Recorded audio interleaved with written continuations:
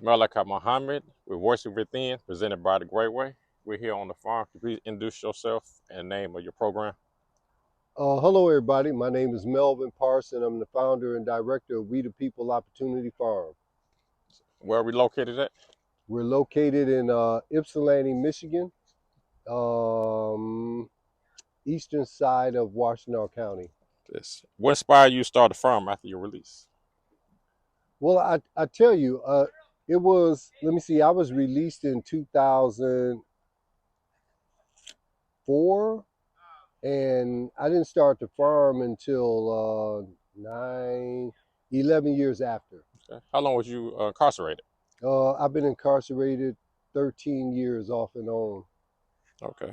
How did the vision come about? Well, it's funny. The vision came about as a result of a uh, uh, different events that kind of cascaded upon each other. I inherited a 3 by 9 foot raised vegetable bed. Come on, you want to walk this way? Yes, sir. A 3 by 9 foot raised vegetable bed Okay. that I didn't ask for, and it just somehow kind of landed in my lap. And I said to myself, what the heck am I supposed to do with this?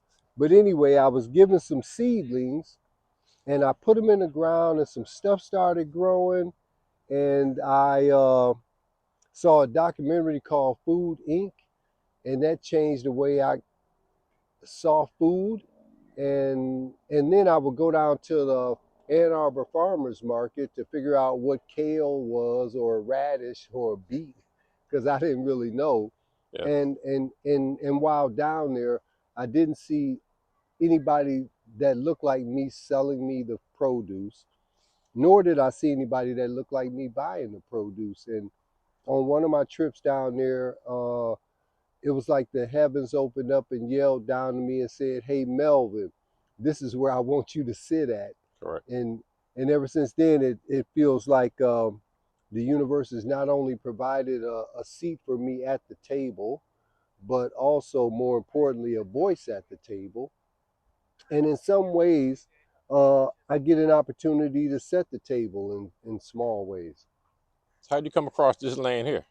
We came across this land here as a result of reaching out to the church where we're Yes. located, and they allowed us to lease this land from them.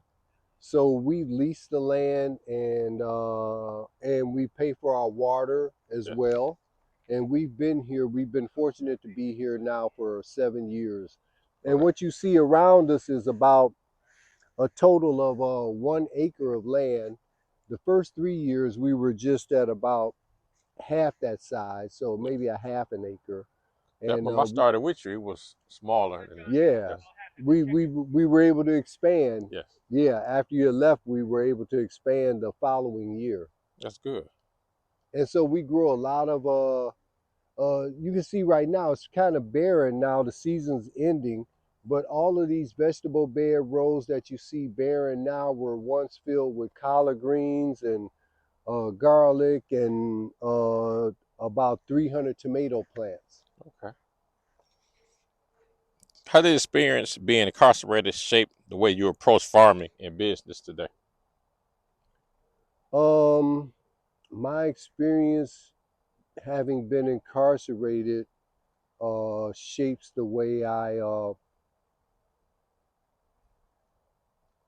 understand how important it is to have my voice heard, and that this has given me a sense of duty and obligation uh, to create opportunities for people who have also been just as impacted.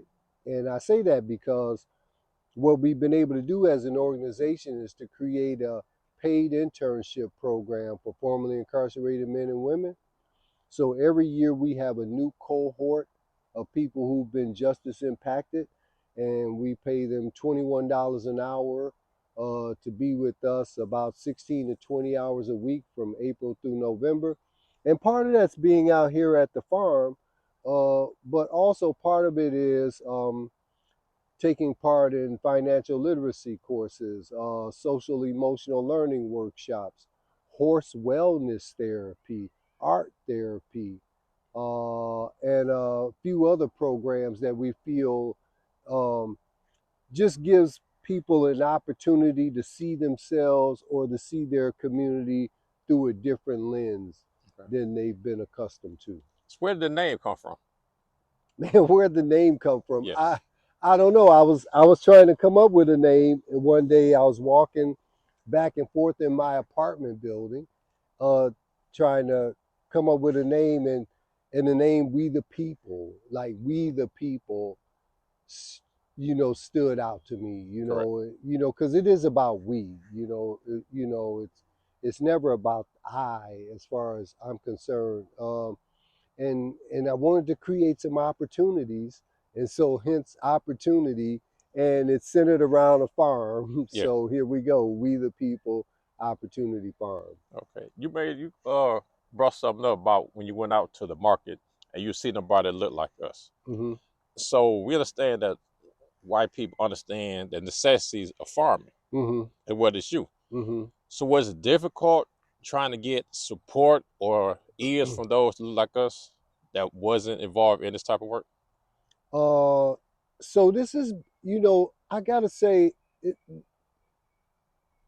this has been pretty magical, Yes. in a lot of ways. Like early on, I got a sense that my job was just to keep stepping forward, and all the things added. Like, I feel like the universe doesn't give you a vision without the provisions to pull it off, right? Exactly. you know and so I feel like, yeah, like, since the beginning, we've had the provisions to, like, continue to grow and to build impact and to impact our community and impact the people that we serve. And Yeah. we haven't had a lot of resistance or pushback Okay. regarding that. So the question I have for you that what some of the biggest challenges you face transitioning back into society and how they working with the land help that process? Yeah, I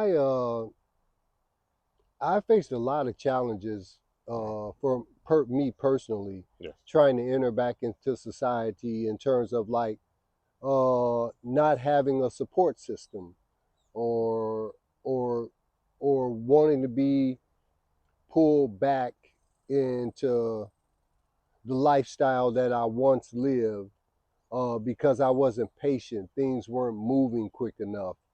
Um, but then, I didn't do that, thankfully, Yes. and it gave people enough time and me enough time to start building a community of people around me who inspired me, who pushed me, who did not let me give up, and as a result of that, I went back to school. I got a bachelor's degree in social work. I helped, me and a friend of mine helped. We started another nonprofit organization, and then I was able to start this nonprofit organization. Yes.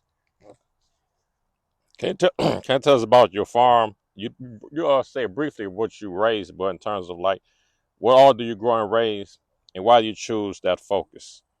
Yeah, so another friend of mine, helped me come up with a crop plan out here, like what to grow, Yes. like what would restaurants buy or something like that. Yeah. And so as a result of that, so we grew a lot of collard greens, a lot of kale, a lot of tomatoes. We grow jalapeno peppers.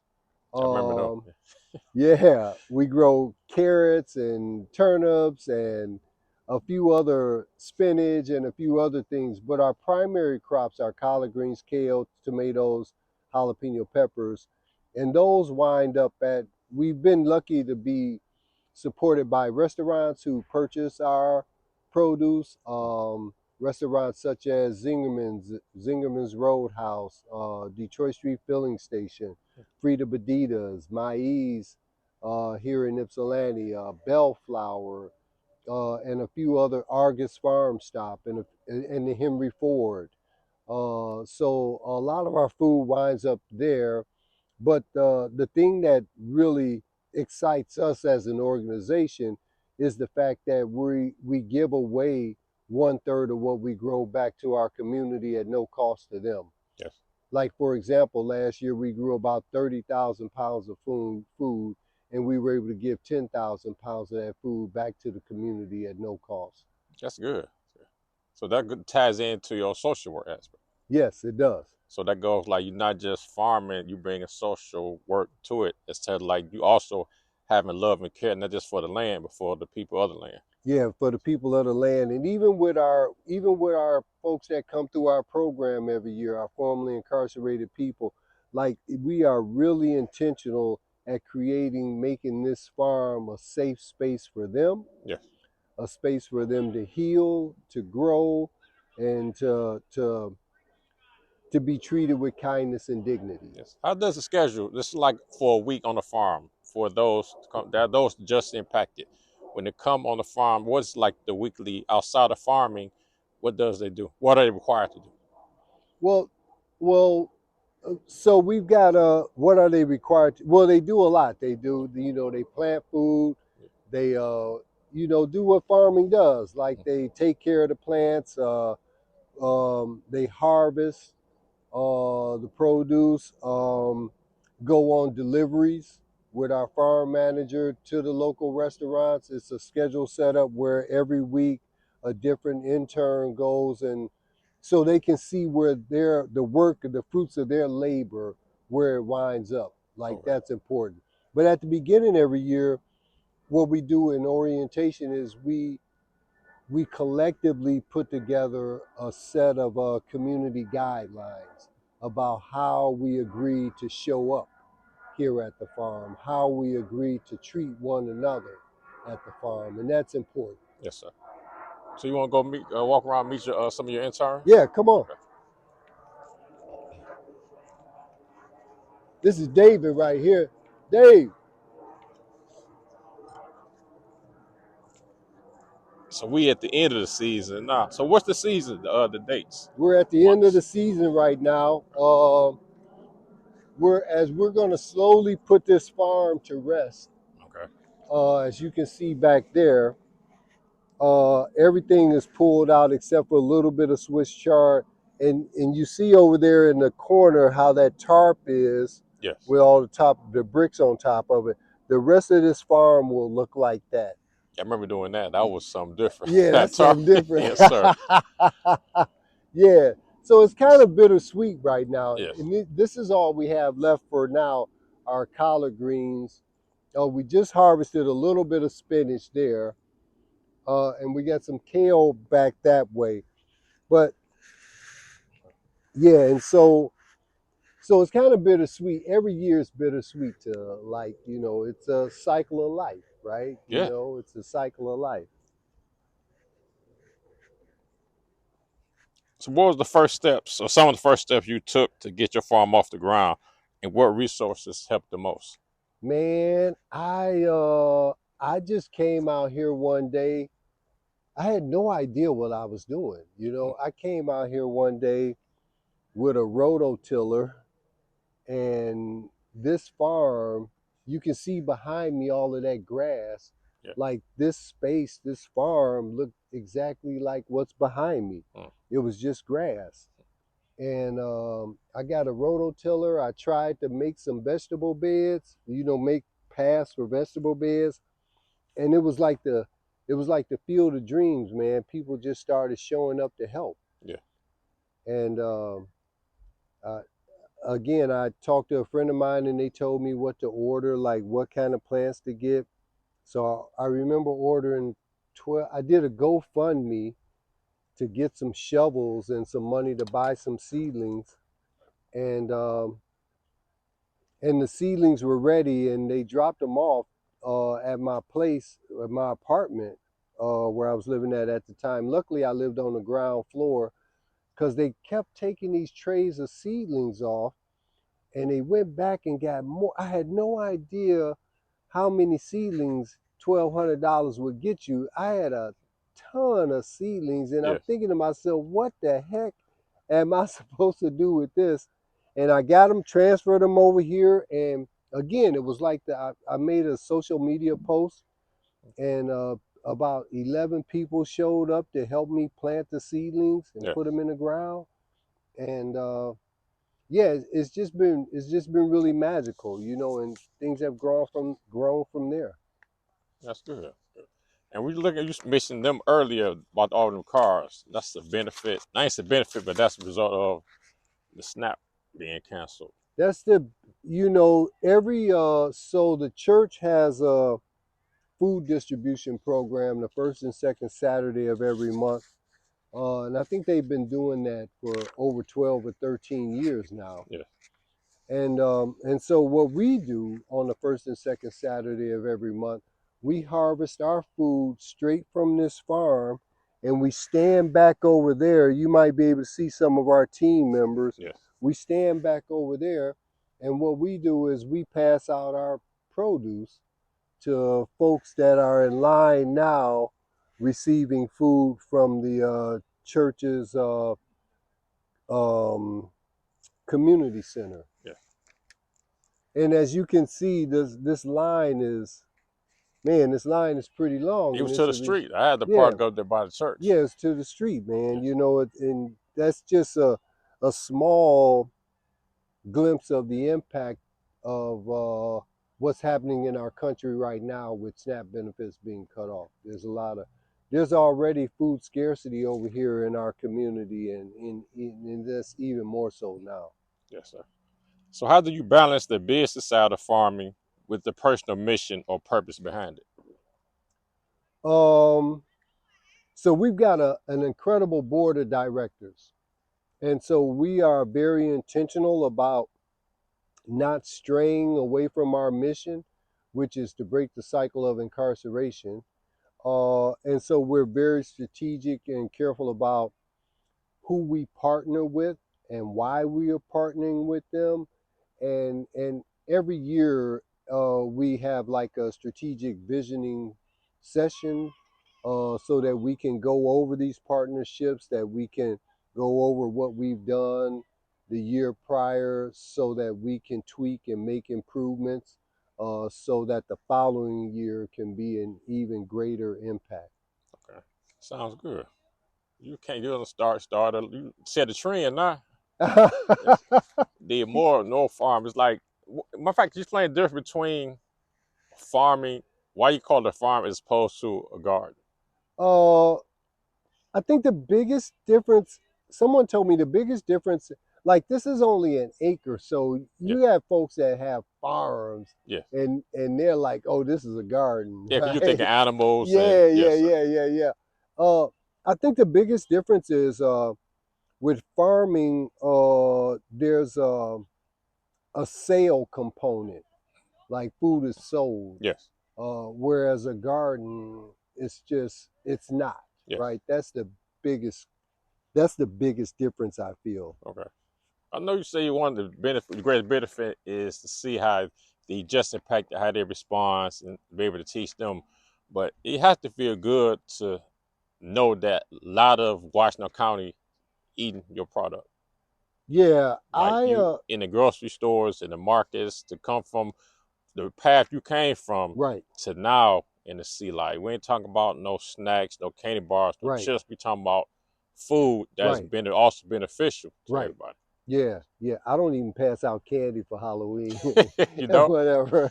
Yeah. Uh, yeah, no, that's fine. I think some of the my biggest takeaways is how what we do impacts formerly incarcerated men and women, Yes. and how they see themselves, and how we support them to get them to the next level, or whatever that trajectory may be, whether they want to go back to school, whether they want to learn a trade, whether they just simply want a job. We've got one individual this year that we're going to bring back next year, and he's going to be our farm manager assistant. Oh, that's good. That's, Yeah. And hopefully 2 years from now, he'll be our farm manager. mm, Yeah. yes, sir. Okay, how does your farm serve or give back? You spoke about the community, about food, education, opportunity. Now, when people get out, you said that he coming back to be the assistant manager. Mm-hmm. So once you lead a program, outside of coming back to like be one of the positions, Mm-hmm. is the way people come back say, I want to come back and work on the farm again?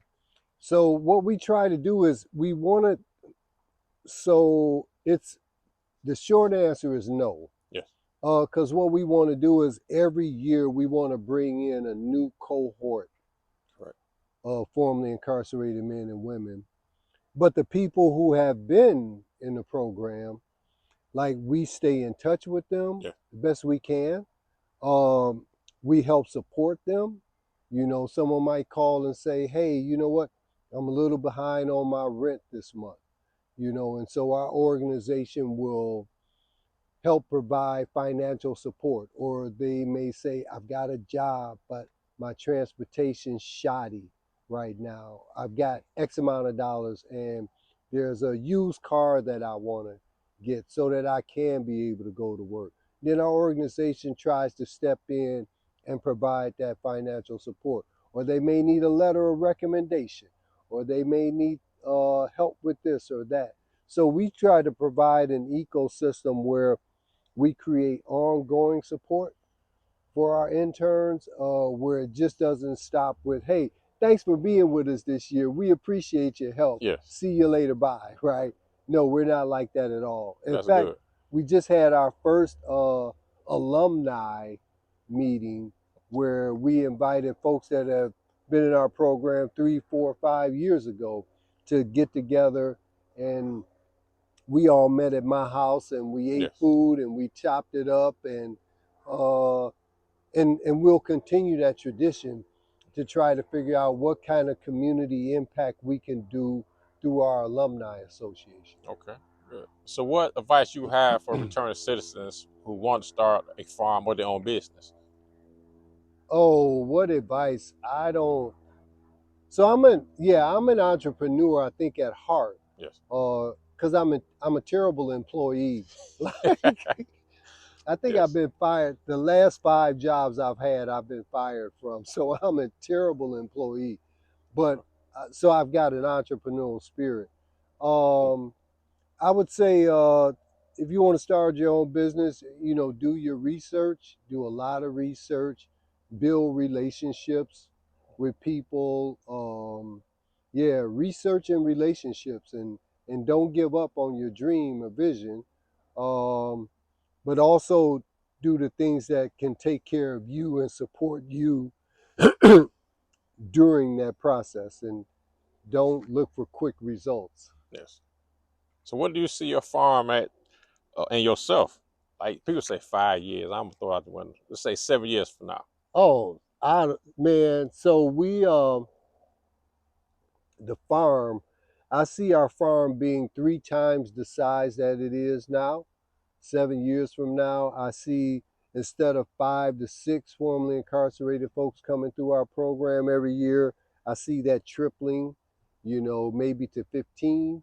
Uh, I see the farm spinning off a couple of different social enterprise businesses where we may take some asparagus that we grow or jalapenos that we grow, and we'll take those jalapenos and make jalapeno jam or something that winds up at local markets.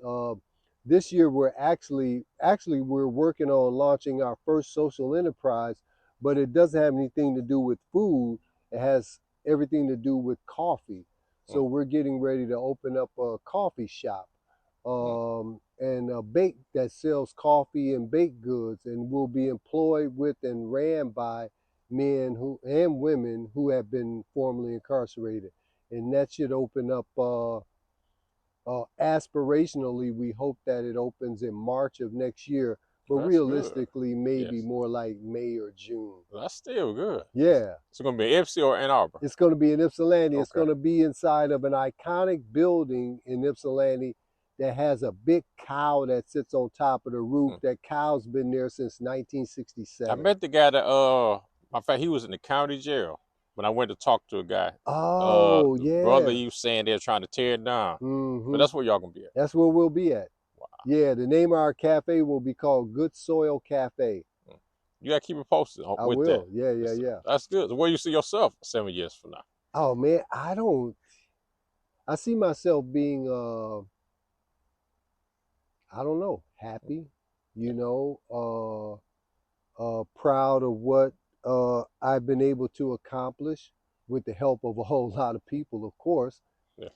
I see myself still heavily involved in my grandson's life and my son's life, and um,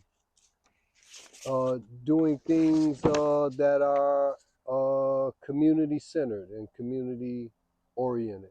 Okay, that's good. Want me some your interns? Yeah, What they come do? on, man. The whole team's down here, it Yeah. looks like. I should have came a few months earlier. Oh yeah, Yes, right. You yes, should have. I mean, this whole farm was just lush. yeah, Like that row right there had you'd have been blown away by the sunflowers. yes. That just first row right there, just we had about 30 sunflower plants in there. It was beautiful.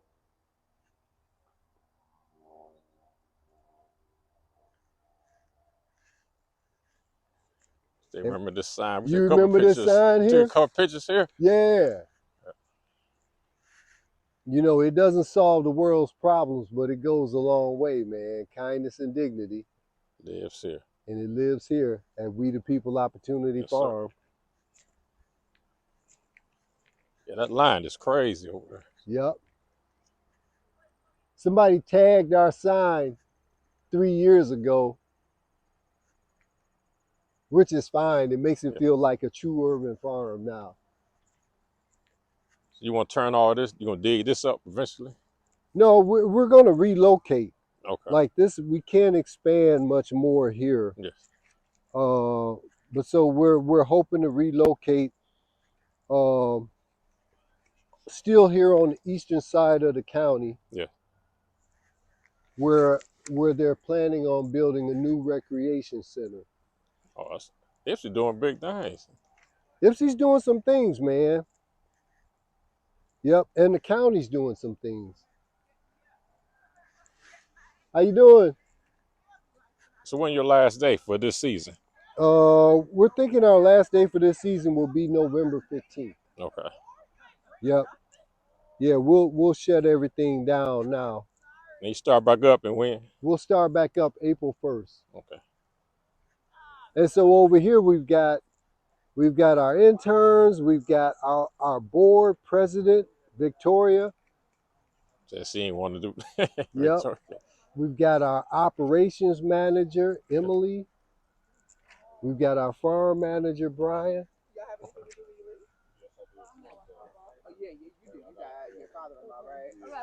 I ain't got to go to We the People. He like, yeah, I want to. Hey, Mel. Hey. So. Walk with me. Stay with me. All right, here we go. So we're standing around chit chatting. I'm like, so how long do you want to? They tell me.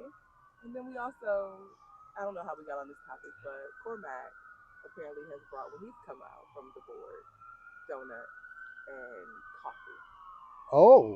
And they were like, oh, that was so wonderful. Oh. Remember when Cormac brought us coffee? Oh. That was so wonderful. I'm like, okay. He's asking, so he said, I had my coffee today. Oh, don't even, John. Right, Don't Johnny let Johnny. over here, That's a Yeah. long, that's a long story. So that's what I'm like, just walk with me. Walk with me. Walk with me. Yeah. And so then it builds up to Hey everybody, this is Johnny Holloway, one of our incredible interns in our 2025 cohort for our paid internship program. I'll let you take it away from here, Johnny. Well, since I've been in the program, I've learned a lot of stuff. What's going on here? I don't know. How you doing?